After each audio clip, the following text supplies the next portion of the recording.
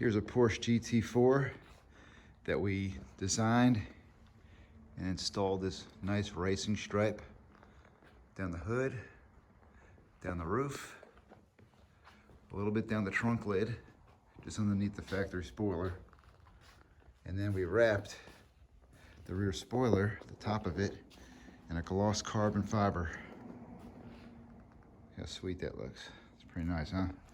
We also tinted this car in a ceramic film by 3M. We also added the lower rocker panel stripe. And there is the window tint. This car is pretty. And we are lucky to be able to work on nice cars like this.